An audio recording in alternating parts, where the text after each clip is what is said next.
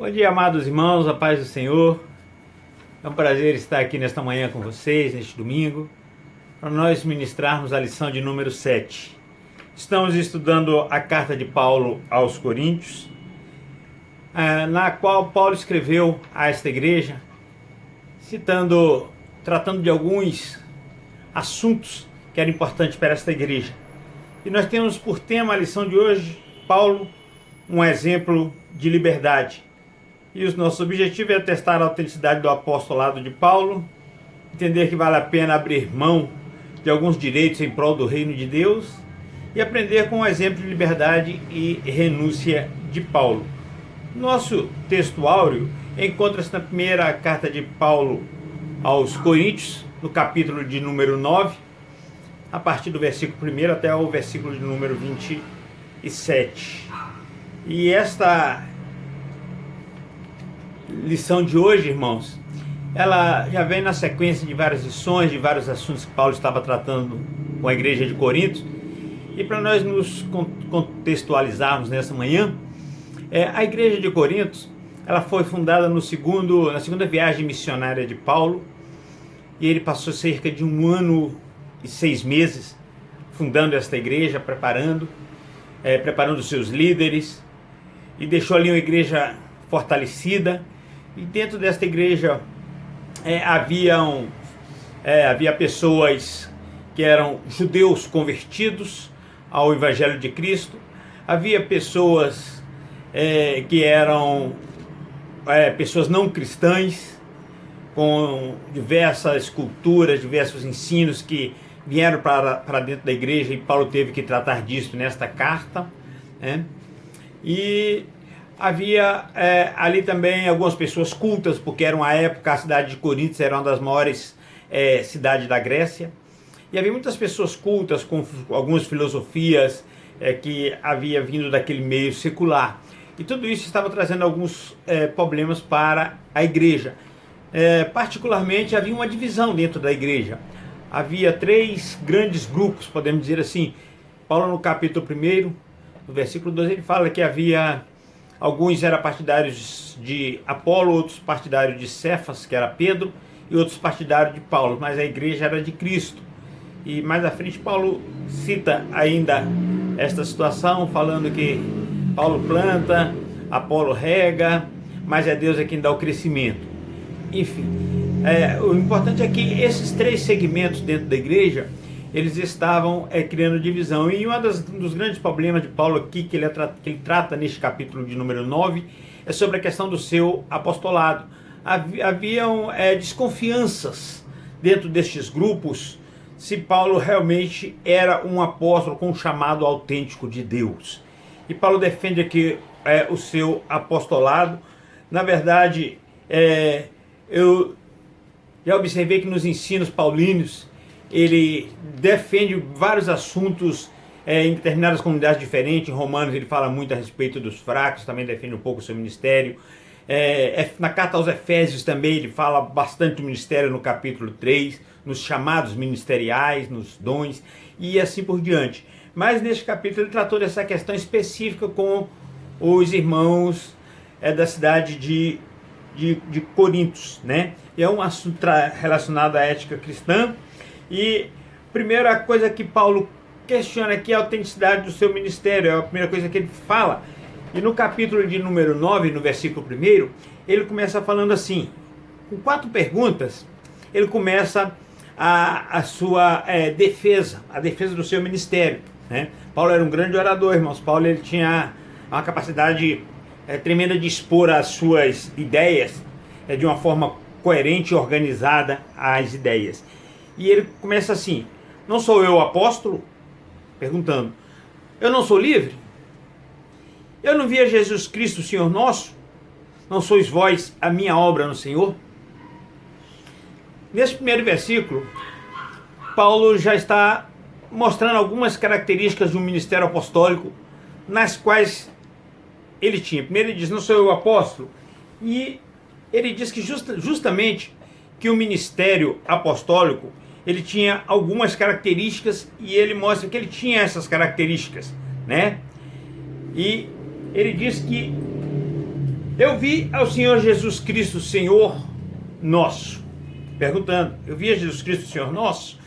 Paulo fala sobre isso. Aos Coríntios, ele cita, né, o encontro que ele teve com o Senhor em Atos dos Apóstolos, né, quando ele ainda era Saulo, e ele sai atrás dos cristãos, e ele tem um encontro no caminho de Damasco com o Senhor Jesus. E ali o próprio Senhor, o próprio Cristo, falou com ele: Paulo, por que me persegues? Né? Duro é recalcitar contra os aguilhões. E Paulo ali tem aquele encontro com o Senhor. Paulo ali, ele tem uma cegueira, ele tem uma revelação de Deus para ele ir a um determinado lugar na rua direita. E todas estas coisas aconteceram como prova de que Paulo foi um discípulo que ele aprendeu de Jesus. Após isso, Paulo passa 7 anos para iniciar o seu ministério, né? Os estudiosos entendem que esse é um período a qual Paulo, como ele era um grande conhecedor, aprendeu aos pés de Gamaliel, era um grande conhecedor da lei judaica, ele começa a comparar a lei judaica com os ensinos de Jesus e a prática de Jesus, quando ele vem para o seu ministério. Então ele prova, né, que ele viu a Cristo. O ministério apostólico naquele momento era um ministério que ele começava com os apóstolos, aqueles que foram comissionados por Jesus Cristo, né? E ele diz ainda que não sois vós minhas obras no Senhor.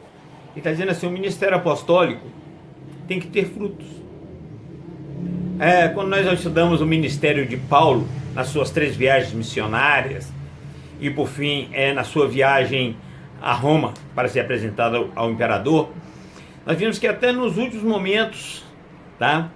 Até Paulo escrever a sua última carta, que é a segunda carta de Paulo a Timóteo, todo o tempo Paulo teve um ministério com muitos frutos. E os frutos do ministério de Paulo, eles são tão importantes para a igreja, irmãos, que hoje eles estão canonizados. Os livros que foram escritos por Paulo, as igrejas que Paulo fundou foram igrejas que se reproduziram no decorrer da história, tá? Então Paulo teve um ministério que produziu muitos frutos, trabalhou em favor do evangelho, trabalhou muito, irmãos, né? Num tempo de quando a comunicação era difícil, quando as coisas não eram fáceis, era no lombo de cavalo, era a pé, né? E Paulo fez essas jornadas missionárias a pé. Paulo sofreu naufrágios, Paulo sofreu atentados, Paulo sofreu perseguição. Tudo isso foi trabalho em prol do evangelho para fazer uma igreja firme. Então tudo isso é prova do ministério, da autenticidade do ministério de Paulo. E quando ele vem para o seu ministério, então ele prova, né, que ele viu a Cristo. O ministério apostólico naquele momento era um ministério que ele começava com os apóstolos, aqueles que foram comissionados por Jesus Cristo, né? E ele diz ainda que não sois vós minhas obras no Senhor. Ele está dizendo assim: o ministério apostólico tem que ter frutos. Quando nós estudamos o ministério de Paulo nas suas 3 viagens missionárias e por fim na sua viagem a Roma para ser apresentado ao imperador, nós vimos que até nos últimos momentos, tá? Até Paulo escrever a sua última carta, que é a segunda carta de Paulo a Timóteo, todo o tempo Paulo teve um ministério com muitos frutos. E os frutos do ministério de Paulo, eles são tão importantes para a igreja, irmãos, que hoje eles estão canonizados. Os livros que foram escritos por Paulo, as igrejas que Paulo fundou foram igrejas que se reproduziram no decorrer da história, tá? Então Paulo teve um ministério que produziu muitos frutos, trabalhou em favor do evangelho, trabalhou muito, irmãos, né?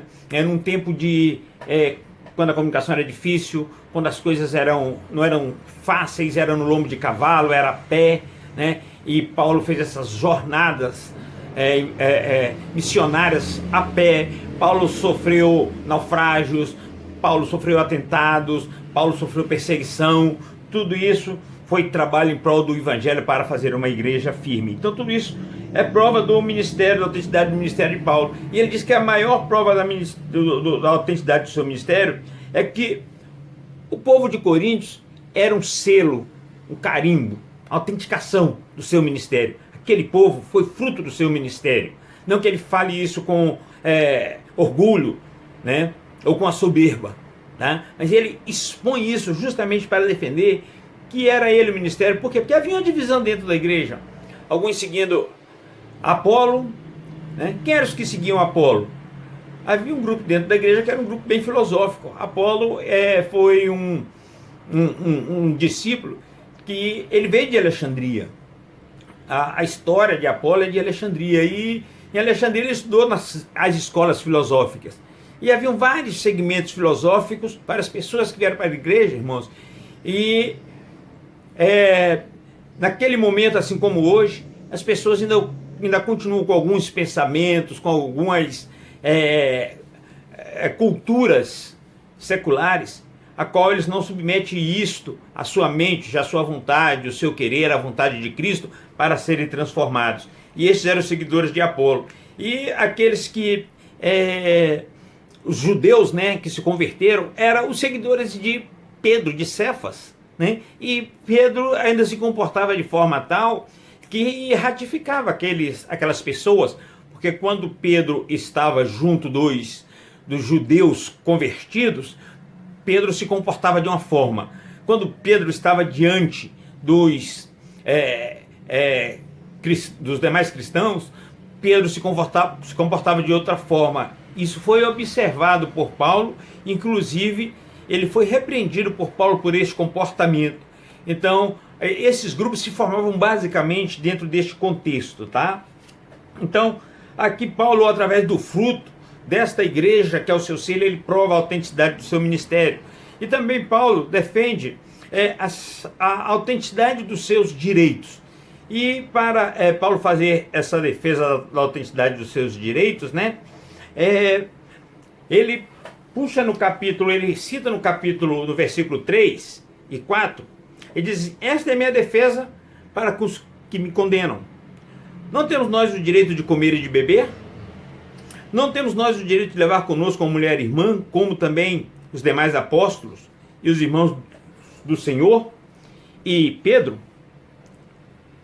E dentro dessa sua narrativa, ele cita 3 exemplos interessantes, né? Para provar a autenticidade. Ele cita o exemplo do soldado, né? Que o soldado, quando vai, se ele está num exército, ele não vai à guerra pelos seus próprios recursos, né? Eu fui militar, e todo militar recebe um auxílio para o uniforme, recebe dependendo da graduação, um auxílio alimentação, a alimentação vai para o quartel, de forma que ele recebe o alimento, né?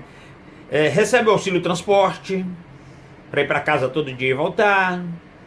Se é movimentado, ele recebe outros auxílios, diárias, e etc, etc. Então, naquele tempo, Paulo, já fazendo a defesa, ele está dizendo: olha, eu sou um soldado alistado por Cristo, eu sou um soldado desse exército. Então, eu tenho os direitos deste soldado, né? Ele cita o agricultor, que é o agricultor que planta, tem direito a ser o primeiro a comer da sua colheita. Ele cita o pastor, que deve ser o primeiro a comer do fruto do seu trabalho, né? Imagine você, seria justo você contratar um profissional, um advogado, um engenheiro, um administrador, um contador, e esta pessoa não receber pelo seu trabalho? Seria justo? Não. Por quê? Porque ele se preparou para isso, ele se dedicou a esse trabalho, a fazer o melhor para você. Então, os pastores, irmãos, eles fazem uma semeadura muito maior do que uma semeadura secular. O que eles plantam no nosso coração, através de Deus, né? O que eles nos motivam como soldados de Cristo, né? As ferramentas espirituais que eles nos motivam a nos vestir dessas armaduras espirituais. Isso é muito mais valioso do que o exército, a marinha, ou a aeronáutica, entrega de fardamento, entendeu? Esse advogado que nós pagamos, os advogados que nós pagamos, é muito mais importante. Agora imagina você, se um apóstolo, um pastor, um líder, chamado por Deus, vocacionado, com ministério integral, se não tem ele direito, assim como Paulo defende esse direito autêntico de viver do fruto do seu trabalho. Imagina, na lei judaica, havia, Deus escreveu na lei judaica, que o boi que puxa o moedor deve ser o primeiro a comer do que cai à volta desse moedor. Agora, entenda, se Deus cuida desses animais com todo cuidado, sabendo que esses animais devem ter o seu sustento, que eles trabalham ali, imagina os nossos pastores, os nossos líderes. É autêntico esse direito. Paulo defende esse direito, tá? Inclusive um direito de liberdade, direito do casamento. Paulo não era casado, mas Paulo defendia o casamento, né? Tem pessoas que não gostam de determinada coisa, por isso ele não defende. Se gosta, se não gosta. Mas Paulo defendia o casamento, não era um homem casado. Especula-se muitas coisas, que ele já foi casado, etc. Mas, ao pé da letra, nós não temos nada tão claramente assim. É tudo conjectura teológica. E nós vivemos num tempo, irmãos, a respeito de direito, que são tantos os direitos que nós buscamos, né? Que nós esquecemos de coisas importantes, como educação. A pessoa, assim, as pessoas no mundo, eles ficam naquela máxima, eu estou pagando, por isso é um direito. E a educação fica em segundo lugar. É num atendimento, é num balcão, é num hospital. Estou pagando. Se eu estou pagando, é o meu direito. E esquece regras básicas. E nós vivemos num mundo dessa busca desse direito, né? E a questão da busca do direito, ele é legítimo ao cidadão, garantido pela Constituição, né? E Paulo tinha direito ao casamento, no entanto não era casado, mas defendia o casamento. Paulo defende o direito a esse sustento, mas de forma nenhuma ele quis ser pesado para a igreja de Corinto. Não foi pesado. Ele recebeu até ajuda de outras igrejas. Ele dizia que o soldado recebia o soldo, mas a igreja de Corinto não se achava no direito ou no dever de ajudar a Paulo, de sustentar a Paulo no seu ministério. Mas ele sustentava outros ministérios e outros apóstolos, inclusive de apóstolos que era casado, como era o caso de Pedro e de Apolo e de outros que saíram da igreja de Corinto ou que estavam na igreja de Corinto, né? Então havia ali claramente uma perseguição, não vou dizer perseguição, mas uma ingratidão por aquele que foi o pai daquela igreja, por aquele que fundou aquela igreja, por aquele que chorou por aquelas almas, por aquele que pediu a Deus que entregasse a cidade de Corinto para que eles formassem um grande ministério, e aquela cidade foi um grande ministério. Mas aqui nós vimos um momento de ingratidão, né? Ingratidão quando um grupo, né? Não eles, um grupo dentro da igreja, nega o ministério de Paulo, nega o direito a Paulo de sustento, né? Paulo está dizendo, eu tenho esses direitos, né? Paulo cita a lei, que na lei havia esse direito na lei, né? Porque a lei de Moisés está escrito, não atarás a boca do boi quando pisa o trigo. Acaso é com bois que Deus se preocupa, ou seguramente por nós que ele o diz? Deus se preocupa com os dois, é claro. Mas Paulo cita a lei mosaica. Então, Paulo, mesmo sabendo dos seus direitos, tá? Paulo renuncia a esses direitos. né? E no versículo 22, tem um texto que eu gosto muito, amo este texto de Paulo. No versículo 22, Paulo dá uma prova desta renúncia, quando ele diz assim: fiz-me fraco com os fracos, para ganhar os fracos. Fiz-me em tudo com todos, para de todos os meios chegar a salvar alguns. E se eu faço isso, é por causa do Evangelho, para também ser participante dele. Ora, irmãos, Paulo renunciou, fez de fraco com os fracos. Paulo voltou a ser judeu, né? Paulo voltou a ser Saulo. Isso, é isso que está querendo dizer? Não. Paulo está dizendo que ele entende aquelas pessoas. Paulo sabia que havia pessoas dentro daquela igreja que não concordavam com isso. Entendeu? Assim como existe hoje muitas pessoas que não concordam. Principalmente as pessoas do mundo acham que darmos um dízimo, uma oferta, ajudar a obra missionária, seja investimento que talvez na mente deles esteja dando dinheiro para pastores. Muitos condenam, há muitas coisas que a gente vê por aí. Mas enfim, Paulo renunciou a esse direito, porque era um direito, estava na lei mosaica. E Paulo agora ratifica isso, dizendo que aquele que ministra, que ele viva do ministério. Paulo renunciou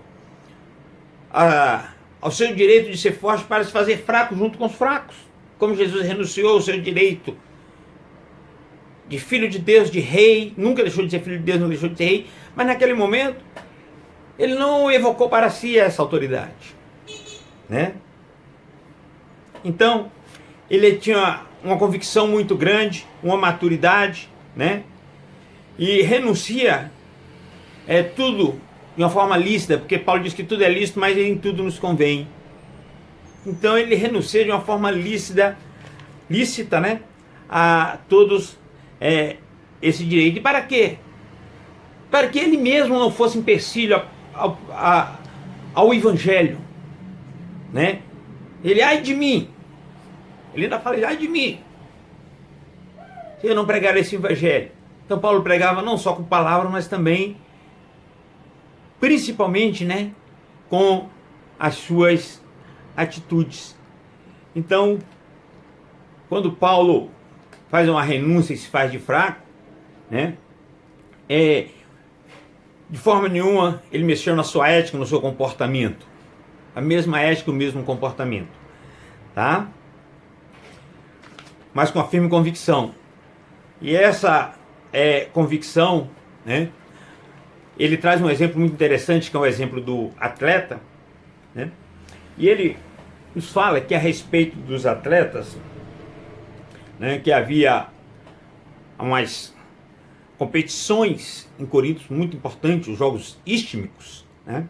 Era uma competição muito importante, os atletas se preparavam para essas corridas, e Paulo diz assim: não sabeis vós que os que correm no estádio, todos na verdade correm, mas um só leva o prêmio? Correi de tal maneira que o alcanceis, né? E todo aquele que luta, de tudo se abstém. Eles os fazem para alcançar uma coroa corruptível, mas nós, porém, uma coroa incorruptível. Paulo está dizendo assim: um atleta, ele para ganhar aquela coroa, hoje uma medalha de ouro, é corruptível, irmãos. Ouro, prata, tudo corruptível. O atleta faz muitas renúncias. Dieta, de uma vida social, entendeu? Treinamentos exaustivos, preparação, né? E correm. E daquela correria toda, somente um ganha o prêmio. Mas é uma coroa corruptível. Todos nós que estamos correndo, Deus justo nos dará o prêmio. Todos receberão a sua coroa de glória. Todos receberão a sua coroa quando Jesus vier buscar a sua igreja. E Paulo está dizendo sobre isso, que assim como os atletas se esforçam, abrem mão, renunciam, ele também renuncia. Mas a coroa não é só para um. é para todos. E por isto, Paulo termina este capítulo 9 dizendo assim, que para abrir mão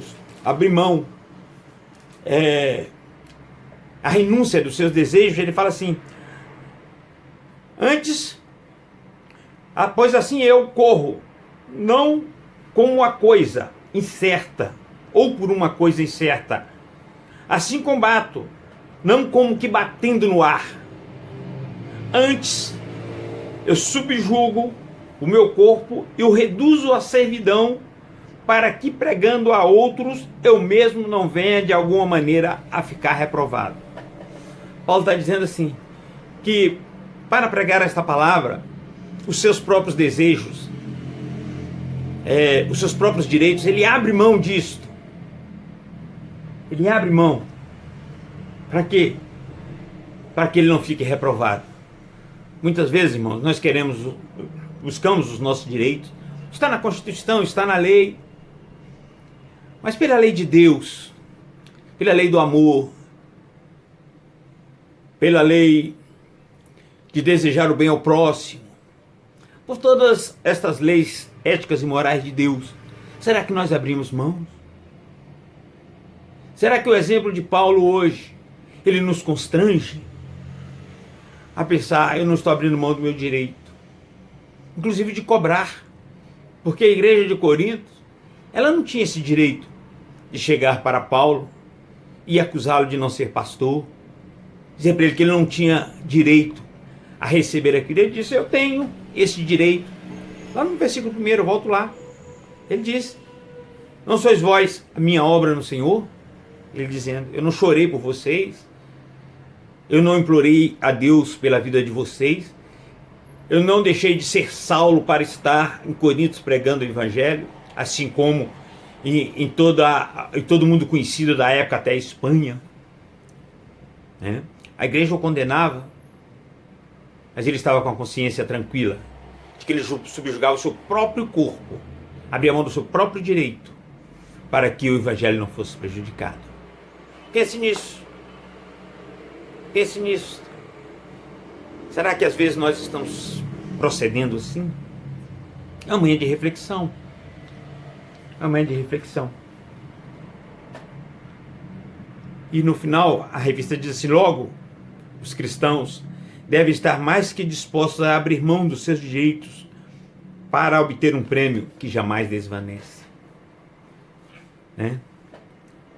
Isso está em harmonia com alguns outros textos bíblicos, não juntais tesouro na terra, que as traças vêm e consomem, mas juntais tesouro no céu. É a harmonia bíblica. Que Deus nos abençoe nesta manhã, que nós possamos aprender com Paulo, sejamos imitadores de Paulo, como Paulo foi imitador de Cristo.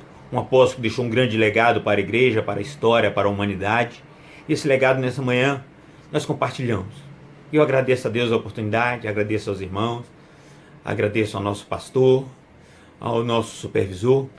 E que Deus abençoe os irmãos neste domingo, tenha um domingo abençoado, um domingo na presença do Senhor. Que Deus nos guarde e nos livre de todo mal. Fiquem na paz do Senhor, que Deus vos abençoe. Amém.